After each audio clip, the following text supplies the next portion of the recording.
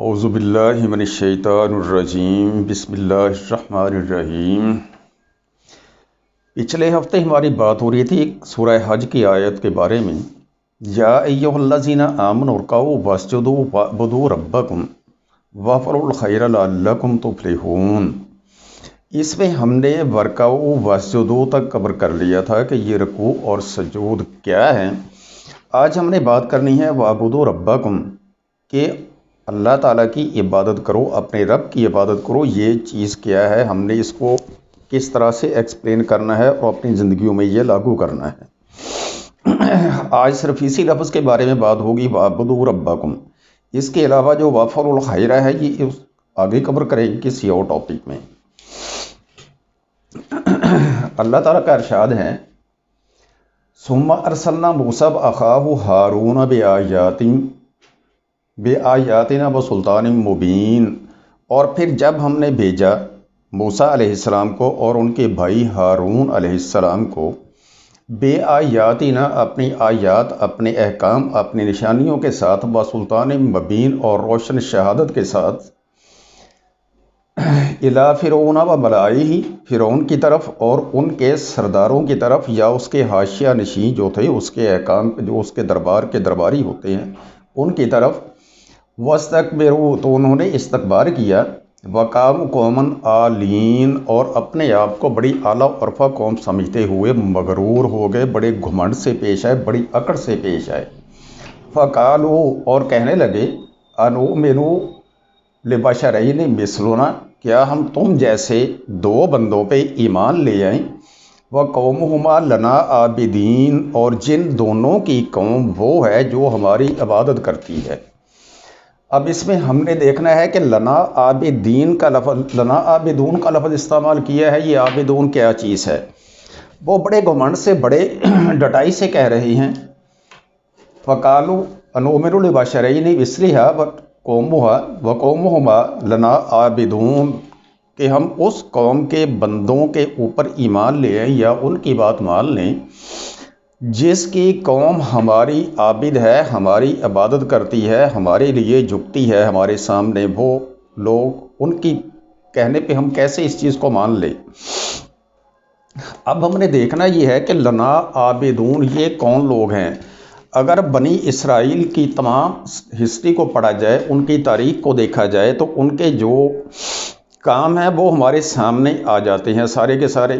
بنی اسرائیل کی قوم فرعون کی غلام تھی، فرعون کی خدمت کرتی تھی 24 گھنٹے بلا تعطل۔ فرعون کے احکام دیے ہوئے جو بھی کام تھے ان کو کرنے میں جتے رہتے تھے وہ لوگ۔ یہاں تک ہوتا تھا کہ جب انہوں نے وہاں پہ بڑی بڑی عمارتیں بنوائی ہیں جو آج کل اہرام مصر کے نام سے مشہور ہیں، اور جو ان کے محل بنتے تھے، جو ان کی رہائش گاہیں بنتی تھی، ان کو بنانے کے لیے ہزاروں من پتھر چھکڑوں پہ رکھ کے آگے قوم بنی اسرائیل کے بندوں کو جوتا جاتا تھا اور وہ لوگ چھکڑے کھینچتے تھے۔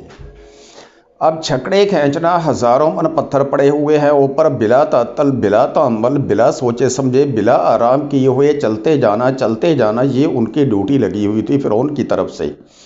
اور اسی لیے فرعون کے لوگوں نے کہا ہے کہ لنا عابدون، کہ یہ تو 24 گھنٹے ہماری ہی عبادت کرتے ہیں، ہماری باتوں کو مانتے ہیں، ہماری ہی احکامات کو مانتے ہیں۔ اب ان باتوں سے ہمیں دیکھنا یہ ہے کہ ہاں جی، لنا عابدون ان کے لیے جب استعمال ہوا ہے تو ہم بھی کیا لنا عابدون، یعنی کہ اللہ تعالیٰ کے لیے عابدون بنے ہوئے ہیں کہ نہیں۔ یہاں تک جو تاریخ میں ہم نے پڑھا ہے وہ یہ تھا کہ فرعون کے گھر کی عورتیں یا ان کے درباریوں کے گھر کی عورتیں یا اس کے سرداروں کے گھر کی عورتوں نے کہیں جانا ہوتا تھا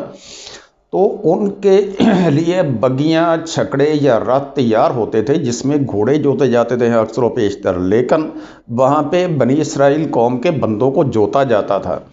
اور وہ لوگ نظریں جھکائے بلا تعمل، بغیر کسی حیل و حجت کے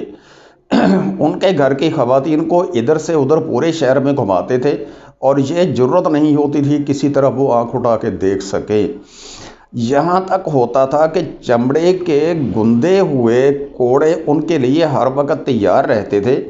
جو چھکڑے کے اوپر بندہ بیٹھا ہوتا تھا فرعون کے دربار سے تعلق رکھنے والا، وہ بنی اسرائیل کی قوم کے جسموں کو چھیل دیتے تھے وہ کوڑے مار مار کے، اور وہ لوگ اتنی مزدوری کرتے تھے، اتنی ملازمت کرنے کے باوجود بھی جب کہیں کوئی کوتاہی ہو جاتی تھی ان سے تو وہ لوگوں کو چمڑے کے کوڑے مار مار کے ادبوا کر کے بے ہوش کر دیتے تھے۔ لیکن ان کے لیے یعنی کہ قومی بنی اسرائیل کے لیے فرعونیوں کے دل میں کوئی احترام، کوئی ان کے لیے ترس نہیں آتا تھا۔ اب دیکھنا یہ ہے کہ جو قوم اتنی تابع دار ہے، اتنی اطاعت گزار ہے، ان کے لیے کہا گیا ہے کہ لنا عابدون۔ تو اس لنا عابدون کے زمرے میں دیکھتے ہوئے اگر ہم یہ دیکھیں کہ جس طرح سے بنی اسرائیل کی قوم فرعونیوں کی خدمت کرتی تھی، فرعون والوں کی بات مانتی تھی، ان کے سرداروں کی، ان کے حاشیہ نشینوں کی، سب لوگوں کی، کیا ہم بھی اسی طرح سے اللہ تعالیٰ کی بات کو مانتے ہیں؟ اگر تو ہم اس انداز میں اللہ کی بات کو مانتے ہیں تو ہم اللہ کے لیے عابدون میں شامل ہونے کا فخر محسوس کرنا چاہیے ہمیں۔ اگر ہم اللہ تعالیٰ کی باتیں اس انداز میں نہیں مانتے ہیں جس انداز میں لنا عابدون کا لفظ استعمال کیا گیا ہے، تو پھر اس کے لیے ہمیں سوچنا چاہیے کہ ہم میں کہاں کہاں پہ کوتاہی ہے۔ ہم نے جو بنا رکھا ہے وطیرہ کے رکوع و سجود کو کرنے کے لیے 5 وقتوں میں ٹائم نکال کے مسجد چلے گئے یا گھر میں وضو کر کے آرام سے کھڑے ہو گئے نماز پڑھنے کے لیے اور بڑے خوش ہو گئے ہم نے عبادت کر لی ہے، that is know more N عبادت۔ یہ عبادت نہیں ہے، یہ تو محض یہ ہے کہ جس طرح سے ایک ملازم، ایک غلام یا کسی دفتر کا کوئی بھی بندہ اپنے کام کر کے اپنے ساری ڈیوٹیاں نبھانے کے بعد مالک کے ہاں جا کے پیش ہوتا ہے، جا کے حاضری لگواتا ہے کہ میں نے یہ کام پرفارم کر لیا ہے اور اس سے آگے میرے لیے کیا حکم ہے۔ نماز کا یہ ہے کہ ہم نے اپنے آقا کے حضور میں حاضر ہونا ہے اور وہاں پہ جا کے ہم نے پچھلی کارگزاری کے لیے اللہ تعالیٰ سے معافی مانگنی ہے کہ یا میرے اللہ اگر کہیں پہ کوئی کوتاہی ہو گئی ہے ہمیں معاف فرما دے، درگزر فرما، کیونکہ تو غفور الرحیم ہے، ہم پہ رحم فرما، اور آئندہ کے لیے جو میں جا کے کروں گا، جو تیرے احکامات ہیں ان کے عین مطابق چلوں گا، بھلے وہ میرا بزنس ہو، بھلے وہ کسی کے ہاں نوکری ہو، بھلے جو کچھ بھی ہو، ہم نے چلنا اللہ تعالیٰ کے احکامات کے عین مطابق ہے۔ پھر ہم عبادت کا حق یہ پورا ادا کریں گے، اور جب وہ ٹائمنگز پوری کر لیں گے اس کے بعد آ کے ہم نے دوبارہ سے اللہ کے ہاں حاضری لگوانی ہے کہ یا میرے اللہ، یا میرے الہ، یا رب تعالیٰ، میں نے جو احکامات ہیں ان کے مطابق وہاں پہ جا کے پوری ڈیوٹی دینے کی، پورے کام کرنے کی کوشش میں نے اپنے طور پہ پوری کی ہے، لیکن اگر پھر بھی کوئی کوتاہی رہ گئی ہے میں معافی مانگنے آیا ہوں، معافی چاہتا ہوں، اس سے جا کے آگے اور اچھے طریقے سے میں اپنی ڈیوٹی پرفارم کرنے کی، اپنی عبادت کرنے کی کوشش کروں گا۔ بے شک وہ کاروبار ہو، بے شک جو بھی ہو، اس میں اللہ تعالیٰ کے احکامات کو مد نظر رکھ کے کام کرنا اور ہر ایک انچ پہ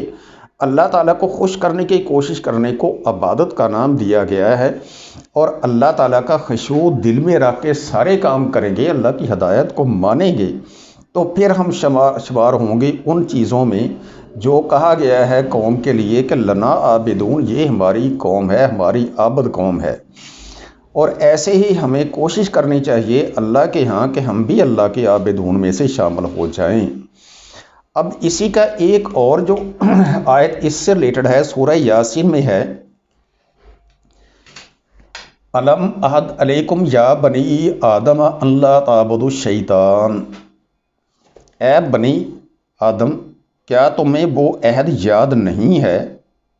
جب تم سے ہم نے اپنی عبادت کا عہد لیا تھا؟ یہ عہد الست کے بارے میں اللہ تعالیٰ نے اشارہ دیا ہے، جس کا ذکر قرآن پاک کی سورہ اعراف آیت نمبر 172 میں ہے، جہاں پہ اللہ تعالیٰ نے فرمایا تھا تمام ذریت آدم کو اکٹھا کر کے، جو بھی انسان قیامت تک دنیا میں آنے ہیں سب کو اکٹھا کر کے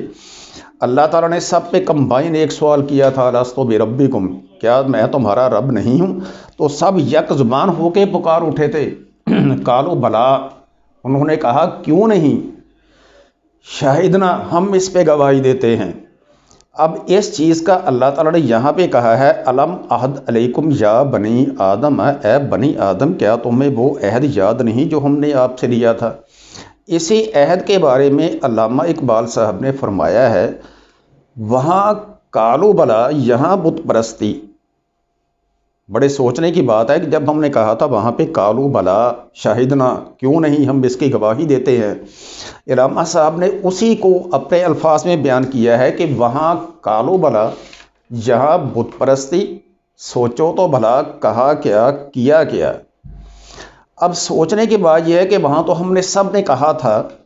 کہ اے اللہ تعالیٰ ہم مانتے ہیں کہ تو ہمارا رب ہے، تو ہمارا پروردگار ہے، تو ہمارا الہ ہے، ہم تیری ہی عبادت کریں گے، تیرے علاوہ کسی کی عبادت نہیں کریں گے۔ پھر اللہ تعالیٰ کو یہ کہنے کی ضرورت کیوں پیش آئی ہے الم اعہد علیکم یا بنی آدم ان لا تعبدوا الشیطان؟ اس کا مطلب یہ ہے کہ ہمارے اندر، ہمارے انسانوں میں یہ قرآن پاک نازل ہونے سے پہلے تک جو خامیاں تھیں یا بعد بھی آنے والی جو خامیاں رہ جانی ہیں وہ بھی اللہ تعالیٰ کو تو معلوم تھیں، اور اللہ تعالیٰ نے ساری خامیوں کو دیکھ کے یہ فرمایا ہے کہ اللہ تعبدوا الشیطان، تمہیں تو کہا تھا کہ شیطان کی عبادت نہیں کرنی ہے، انہ لکم مبین وان اعبدونی، بے شک وہ تمہارا کھلا کھلا دشمن ہے، واضح دشمن ہے تمہارا، تمہارے ساتھ ہر جگہ پہ دشمنی کرے گا، لہٰذا میری ہی عبادت کرو۔ اب ہمیں سوچنا یہ ہے کہ جو ہم نے پہلے ڈسکس کیا تھا، یا ایھا الذین آمنوا ارکعوا واسجدوا، کہ رکوع کرو سجدہ کرو، اب ہم لوگ نہ تو شیطان کو کبھی سجدہ کرتے ہیں، نہ کبھی کسی انسان کو دیکھا ہے کہ شیطان کے آگے رکوع کے بال جھک کے کھڑا ہو، شیطان سے کوئی چیز مانگ رہا ہو۔ یہ لا تعبدوا الشیطان کہ شیطان کی عبادت ہے کیا؟ شیطان کی عبادت یہی چیز ہے جو روزانہ کے معمولات میں، روزانہ کی زندگی میں، روزانہ کے طریقہ کار میں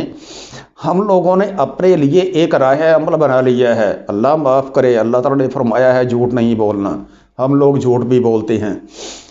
ناپ تول میں کمی نہیں کرنی، ہم لوگ یہ کام بھی کرتے ہیں، کہیں پہ ہیرا پھیر نہیں کرنی، پیسے کے پیچھے نہیں جانا، ہم لوگ وہاں بھی جاتے ہیں۔